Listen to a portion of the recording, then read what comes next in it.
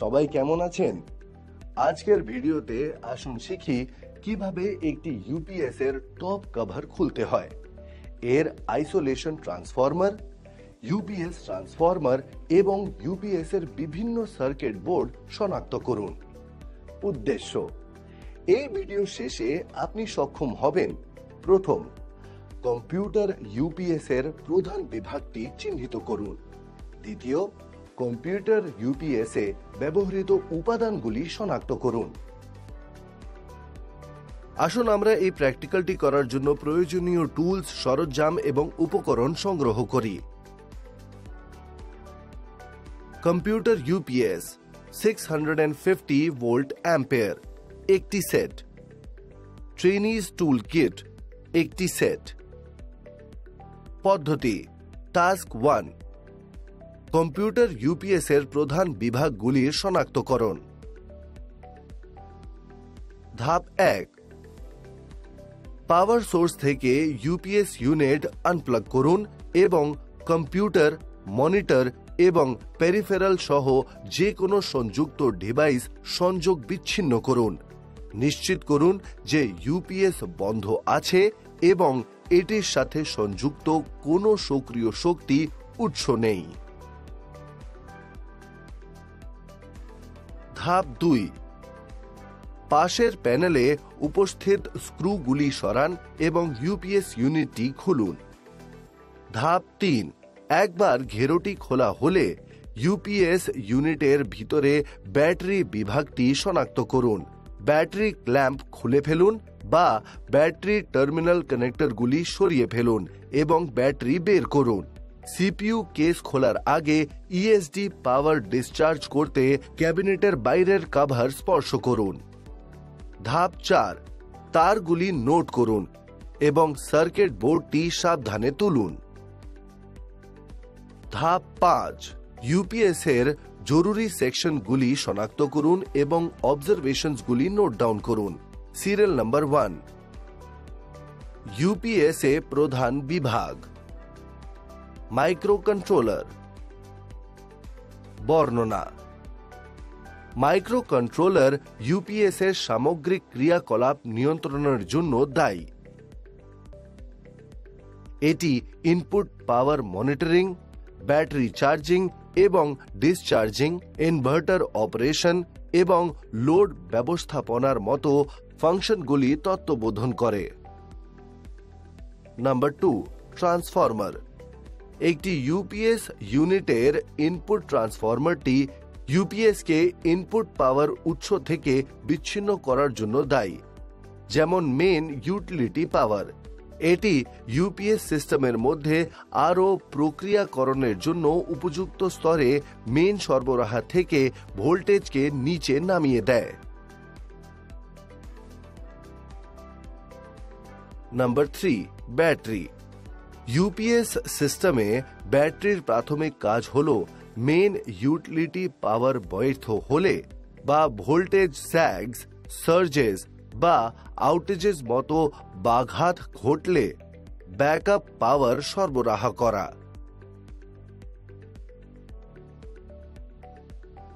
Number 4, switching circuit. Switching circuit ইনভার্টারের ক্রিয়াকলাপ নিয়ন্ত্রণ করে, যা বিদ্যুৎ বিভ্রাটের সময় সংযুক্ত লোড সরবরাহ করতে ব্যাটারি থেকে ডিসি পাওয়ারকে এসি পাওয়ারে রূপান্তর করে। টাস্ক 2, কম্পিউটার ইউপিএস এ ব্যবহৃত উপাদানগুলির শনাক্তকরণ। ধাপ 1, সার্কিট বোর্ড সরানোর আগে এটির সাথে সংযুক্ত যে কোনো তার, কানেক্টর বা ওয়্যারিং হারনেসেস দেখে নিন। সার্কিট বোর্ড থেকে এই তারগুলি এবং কানেক্টরগুলিকে সাবধানে সংযোগ বিচ্ছিন্ন করুন। ধাপ 2, দেখানো হিসাবে সার্কিট বোর্ডে তালিকাভুক্ত উপাদান চিহ্নিত করুন। সিরিয়াল নাম্বার 1, বিভাগের নাম। স্টেবিলাইজার বিভাগ। উপাদান, অংশ বা ডিভাইস। একটি ইউপিএস নির্বিচ্ছিন্ন বিদ্যুৎ সরবরাহের স্টেবিলাইজার বিভাগে সাধারণত আউটপুট ভোল্টেজ নিয়ন্ত্রণ এবং স্থিতিশীল করার জন্য বিভিন্ন উপাদান অন্তর্ভুক্ত থাকে। ভোল্টেজ রেগুলেটর আইসি, ট্রান্সফরমার, ফিল্টারিং উপাদান যেমন ক্যাপাসিটর এবং ইন্ডিকেটরগুলি স্টেবিলাইজার বিভাগের উপাদান। নাম্বার 2, অন বা অফ রিলে। যখন ইউপিএস অন থাকে তখন অন বা অফ রিলে সক্রিয় হয় যাতে ইউপিএস থেকে সংযুক্ত ডিভাইসগুলিতে বিদ্যুৎ প্রবাহিত হয়। বিপরীতভাবে যখন ইউপিএস বন্ধ করা হয় তখন অন বা অফ রিলে নিষ্ক্রিয় হয়, লোডের পাওয়ার সাপ্লাই বন্ধ করে দেয়। নাম্বার 3, পিডব্লিউএম আইসি। একটি পিডব্লিউএম আইসি ইনভার্টার সার্কিটে পাওয়ার ট্রানজিস্টরের সুইচিং নিয়ন্ত্রণ করতে পালস প্রস্থ মডুলেটেড সংকেত তৈরি করে। পালসেসের প্রস্থ পরিবর্তন করে। পিডব্লিউএম আইসি ইনভার্টারের আউটপুট ভোল্টেজ এবং ফ্রিকোয়েন্সি নিয়ন্ত্রণ করে সংযুক্ত লোডের প্রয়োজনীয়তার সাথে মেলে। নাম্বার 4, নিয়ন্ত্রণ বিভাগ। নিয়ন্ত্রণ বিভাগটি সংযুক্ত লোডের জন্য ব্যাটারি থেকে ডিসি শক্তিকে এসি শক্তিতে রূপান্তর করার জন্য দায়ী। ইনভার্টার সার্কিটরি পরিচালনা করে। এটি আউটপুট ভোল্টেজ এবং ফ্রিকোয়েন্সি নিয়ন্ত্রণ করতে ইনভার্টার পাওয়ার ট্রানজিস্টর বা অন্যান্য ডিভাইসের সুইচিং নিয়ন্ত্রণ করে। নাম্বার 5, বাজার। বাজারের প্রাথমিক কাজগুলির মধ্যে একটি হল বিদ্যুৎ বিভ্রাট হলে ব্যবহারকারীদের অবহিত করা। ইউটিলিটি পাওয়ার হারানোর কারণে যখন ইউপিএস ব্যাটারি পাওয়ারে সুইচ করে তখন ব্যবহারকারীদের সতর্ক করার জন্য বাজারটি ক্রমাগত টোন বা সিরিজ বিপ নির্গত করতে পারে যে পাওয়ার সাপ্লাই বহিত হয়েছে। Number 6, switching devices.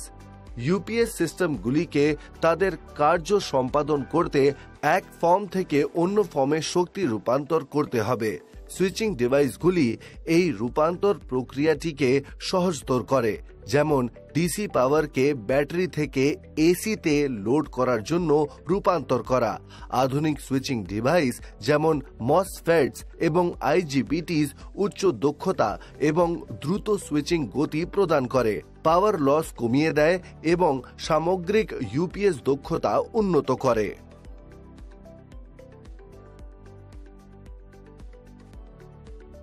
Number 7, rectifier. একটি ইউপিএস সিস্টেমে রেকটিফায়ার হলো একটি গুরুত্বপূর্ণ উপাদান যা অল্টারনেটিং কারেন্ট এসি ইনপুট পাওয়ারকে সরাসরি কারেন্টে ডিসি রূপান্তর করার জন্য দায়ী।